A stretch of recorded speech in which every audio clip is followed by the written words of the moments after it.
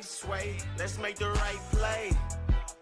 Tap in with Coach K, life coach with the right approach. Yeah, she gon' put some Jesus on it. Coach K, heavy on a woman of God. Life coach with the right approach. Yeah, she gon' put some Jesus on it. It's that level 27. Hey, don't stress, be blessed. 3 things to digest. Stay focused, trust God, and respect the process. It's that level 27 on 7.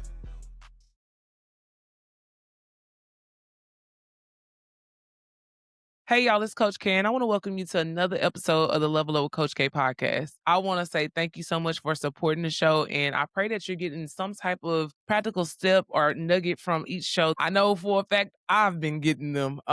This season has been all about betting on yourself, but making sure you're betting on the version of yourself that God created.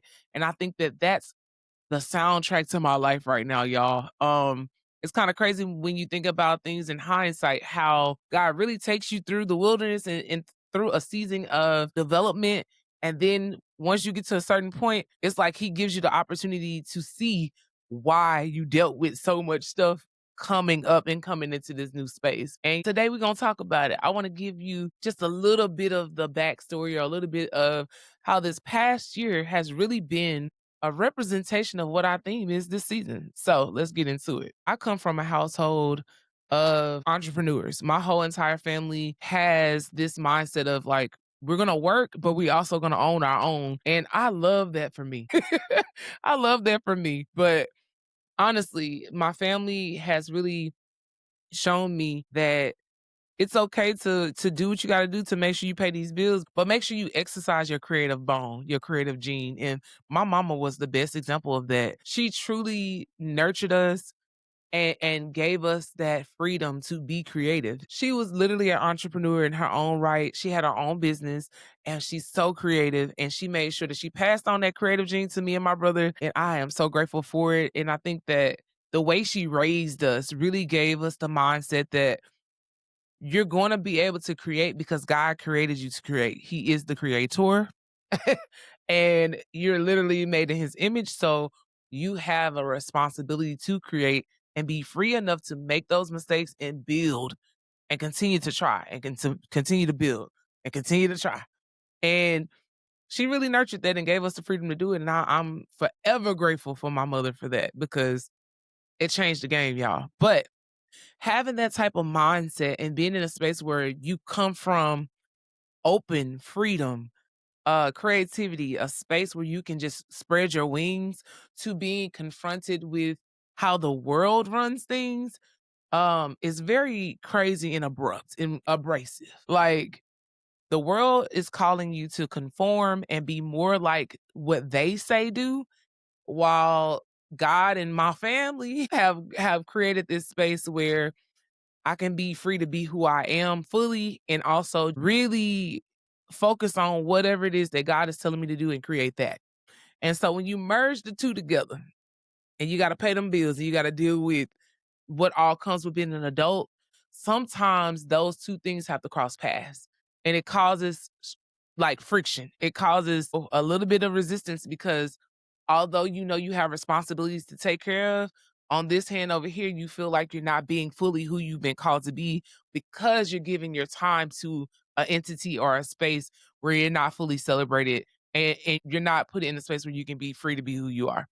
That was my life a year ago, y'all. Like, I really was like, what is this? This can't be life, okay? This can't be my life, because we're not doing this. I have never had a real job before, before 2022. Like, never had like a real salary paid, the job that everybody gets when they get out of college. I didn't get that opportunity, even though I had the plan for that. When I went to college, I knew I was going to be an entrepreneur, but I had a plan. I was like, all right, I'm going to work 5 years, save this bread, and then I'm going to start these businesses, and that's going to be it. But God was like, nah, you're going to start the business pretty early and you're not going to get a job. I did all the things, y'all. In college, I created my own internships. I was out here hustling. I was trying to connect and make sure I built skills. I did everything that I knew to do to make sure that I put myself in the best position to be marketable, right? Only to find out that none of that was the case. I couldn't get a job. I applied for thousands of jobs, y'all, when I was an undergrad. Did all of that, didn't get the job, ended up starting my businesses early, and ultimately ended up going back to school and getting my master's in higher ed, only to still have the same issue, right? Still couldn't get a job. I thought getting the master's was gonna help me a little bit, but it didn't. That just put me more and more in debt. It just made it worse, right? But I think that going through those highs and lows really was just like solidifying in my mind of who God really was creating me to be, and that this pathway was the right path for me. But in 2022, y'all, I got an opportunity to apply for a job at this institution here in Texas. I felt like it was a good transition because it was something that I already was doing outside of the institution and coaching. I was already a life coach for student athletes and for youth in general. So I felt like transitioning into the institution and doing it for a couple of years just to kind of save money and take care of me and my mom and our family or whatever was a smart move on my part. So I applied and I actually got an interview and I actually got hired. Shocking. Your girl was shocked because I was like, I never get an interview and I never get the job. So I actually got the job. Once I got in that space, it was cool at first. Everything was kind of like copacetic, chill. The job was cool, the people were cool. And I felt like I was like, okay, I can do this for a little bit. And the minute I started getting a little bit comfortable, guess what happened? That boat started rocking. Things started shifting. Leadership got switched out. People got fired. It was just a lot going on, y'all. So this particular institution has a reputation of having a big turnover rate, meaning people come and go often. But the one thing that they do really, really well is they hire really great people. As far as like the staff, my coworkers, I think that's like they were the best coworkers.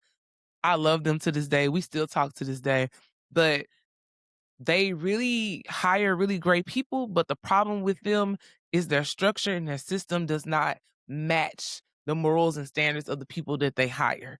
So they don't really operate with integrity and they don't really have a plan. They just out here winging it, and whatever looks glittery and shiny, they go in that direction. That was my issue, y'all. I'm not a person who can just go chase the shiny red ball. God really does lead my life. So with me, I have to stay focused on whatever it is he's calling me to, and whatever he does and wherever he places me, I have to be in that place until he say I can leave. Y'all, I wanted to quit after the first year and I couldn't leave because I knew that, he wanted me to be there after praying about it, asking for, clarity, trying to get some type of like answer. He wasn't saying nothing to me. So me knowing that he ain't saying nothing, let me know that now you gonna be where you at because he ain't answering you. So that means do the last thing I told you to do. That's what I had to do. So I had to stay in that position for a while. I was there from 2022 to May 2025. So what, 3 years, right? And the crazy thing about it is throughout that whole time, I continued to pray and ask for his consent. What do you want me to do? What is your will, Lord? Just continue to do it because I knew that I couldn't move or make a decision without getting some type of sign and some type of clarity from God before I made a move. Because I'm the person who's not trying to move out of his will because I know how it feels to not hear from God because I'm doing something out of my own plan and will. And so that process was crazy, y'all. Dealt with a lot. Leadership was crazy. But what it did for me was it challenged me to be in a space where I had to operate under the rules and regulations of a system, but I had to make sure I maintain my morals and standards and values. And with every leadership change, we had to readjust every time. And I didn't realize then that God was really just like grooming me for what I'm going to be dealing with now. Because honestly, that's what we do in real life. All of us are doing the same things. If we're choosing to stay rooted in Christ and we're like standing 10 toes down on what he's telling us to do, we have to be able to weather the storm even when things get uncomfortable and when that boat start rocking and that water start coming in the boat. So regardless of how the circumstances are, we have to make sure that we really are about this life. And I feel like that's what he was doing. He was like, I'm gonna see if she's gonna listen to me and if she's gonna stay put, even when things get crazy, and is she gonna trust me? Like, it really was a challenge. And I think that, becoming the version of yourself that God has created requires that. It requires you to be just focused and steadfast on Him so that whenever things get crazy, you're able to compartmentalize what's important. You're able to stay focused and locked in on who's really important and what's really important, regardless of what's going on around you. And God did that in that space. But in 2024, I reached my wits end. I was tired, y'all. They was getting on my nerves. And I slowly started seeing myself become less vibrant, less like on fire. Like I did not want to be there. There would literally be days where I didn't want to go to work and I would be moving so slow. I wake up at 4 o'clock in the morning, y'all. There's no reason I should ever be late to work. I was seeing that I was being late sometimes. I was seeing how it was impacting my work. I was seeing how things were kind of like just impacting me. And I had to really fight through those things because at the end of the day, I still had to show up as the full version of myself because this is still a gift and opportunity that God gave me. And I have to honor it and be a good steward over it. But I'm human as well. So I did feel the impacts of what was happening around me, but I was able to be grounded and come back to life because I understood the assignment that God gave me. But in 2024, I already knew that I was going to be leaving soon. So I continued to pray and ask, of course, but at the beginning of the summer of 2024, I put all of the months on the board. And by May 2025, I said, I'm going to be up out of here by May 25. Didn't know how I was going to do it. Didn't have no jobs lined up, nothing. But I just believed in my heart and I had a peace about it. I was like, I feel like this is going to be it. By August 2024, we had a meeting with the leadership and they let us know, also politely, that we have new leadership, we have new systems, we have a new program, third program that we done had in 3 years, and that we would have to reapply and re-interview for the job that we already hold at this moment. When they said that, that was strike number one. I already knew I was up out of there after that. I knew I wasn't gonna be there very long after that. They informed us that we would have to apply for this job within 5 days of receiving the link via email and that they will be putting together the interviews and we would have to go through the process. So by the time the end of that meeting happened, we all were supposed to have had an email in our account. Everyone in my group, every coworker got an email. I was just excluded from the email. I wasn't even on the email. They didn't even send me the email. So that's strike number two. I said, are these signs? God, are you letting me know I'm about to get up out of here? Like, are you creating a pathway for me? Because clearly them saying I'm reapplying for a job I already got, that ain't happening. They don't even put me on the email to even consider me applying for the job. So that's strike number two. What's number three? And so I continued to scratch those months off the board as I went through the year, regardless of what was going on around me. I was like, I just know I'm not gonna be here at the end of May. I just know it. So we're gonna fast forward to like April 2025. So I've been a nanny for 17 years. I've worked with families on and off, and I used to be a full-time nanny back in the day when I got out of college, and that's one of the jobs I was doing. And I got a call from one of my former families, and they were like, "Hey, would you happen to have availability for this family to work and be a nanny for them?" And I was like, "Unfortunately, right now I'm still working for this institution, but I mean, I may have something in the summer possibly." And so I ended up getting a call from that family. We did an interview and I told them straight up, like, hey, I wouldn't be able to do anything until May. And they were like, that's actually perfect for us. We're looking for someone to start mid-May and go from there. And I was just like, wow, look at how God used a relationship that we've nurtured together over the past couple years. He used someone from my past to give me an opportunity and an out to go to a pathway for a new opportunity. And I was like, this is prime example of trusting God and continuing to stay put, even though you're uncomfortable. He creates opportunities for you. It may not have been the type of job that I was looking for, but it was an opportunity for me to transition and be in a space where I could be reconnected to the person that I needed to become. At first glance, I wasn't thinking about going back to be a nanny. That's not something that I was thinking of. But I will say it's probably the best thing I could have ever done because what it did was it gave me an opportunity to get out of that toxic environment And number two, it gave me an opportunity also to reconnect with the child inside of me that my mama nurtured when I was a kid. I'm back in a space where I get to be creative, like super creative, because with kids, I get to be free, free, free. Right? So super creative, get to be outside, not restricted to our office. Just open and in a space where I can feel and really become who I am, like redefine who I am again.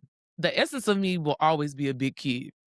Always. Imma always be a creative, and I'm always gonna be a person who wants to build something, to try something, to really, like, build something that's gonna make somebody else's life better, and, like, going through that process of all that turbulence for those 3 years really helps me to understand and appreciate those traits that I carry, that God gave me and that my mama nurtured.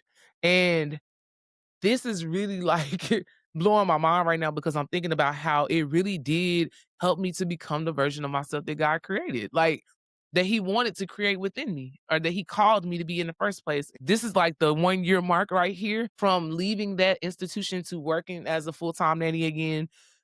I've been able to take my business to the next level as well. I wrote a new book and released it. I'm still doing the podcast. I'm doing all the things that I've always wanted to do while still being in a space where I'm working for someone, but it's a different type of work. It's more purposeful because I'm not restricted to an office. I'm not restricted to a space. It's almost like God said, "Hey, I'm going to give you this opportunity to go back to what you used to do because that's probably the purest form of who you are. And I want you to be in a space where you can be free to create your own schedule, to do the things, but have security in the sense that you can take care of your bills, but still create and do the work that I've called you to do." And that's where we at right now. I've been working for this family for the past year. I don't work 5 days a week. It's just different. You know what I'm saying? It's different type of work. But I also feel like you have to be called to do that kind of work. And I know that I've been called to do that kind of work. And I couldn't be more grateful. But I'm saying all this to say that when you really do believe that God works through you and you trust that he has your best interest at heart, you have to consult him about everything.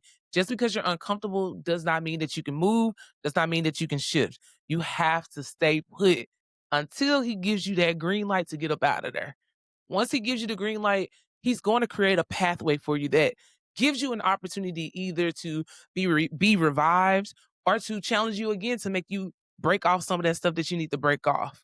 But ultimately, he's going to create a pathway for you. It may not look like something that you want to do, but at the end of the day, if you trust him and you do it, you'll be so surprised, so pleasantly surprised. But you shouldn't be surprised because his track record is like that. You know what I'm saying? Like Jesus' track record is just like that. He's going to use things that you wouldn't even think that he would use to make sure that you are continuing to develop and become the version of yourself that he has created. And I think that over this past year, it has been shown through my life that when you trust him, he just does this big one. I haven't reached the levels that I have thought that I would reach. I let go of expectations at this point. I'm just flowing with God, and whatever he tell me to do, I'ma do it. But in this time, I'm gonna continue to be creative. I'm going to continue to dive into my creative gifts. I've been a photographer for years. I decorate caps, different things. Anything that I feel a pull towards doing, I'm gonna do it. I'm gonna continue to write books. I'm gonna continue to make content and get better. My whole thing is just being obedient and making sure that I'm executing what he wants me to do when he wants me to do it. So that requires me to stay locked in on him. That requires me to continue to talk to him, consult him, and listen and move. So if you don't learn anything else from this journey, I know there was a lot. Just know that he has your back and he got you covered. And at the end of the day, he's gonna make sure you're exactly where you're supposed to be and exactly who you're supposed to be if you trust him and you do the work. So, all right, y'all. Until next time, stay focused, trust God, and respect the process. I'm Coach K. I love y'all, and I'll talk to you later. Bye. Life coach with the right approach, yeah. She gon' put some Jesus on it. It's that level 27. Hey, don't stress, be blessed. 3 things to digest. Stay focused, trust God, and respect the process.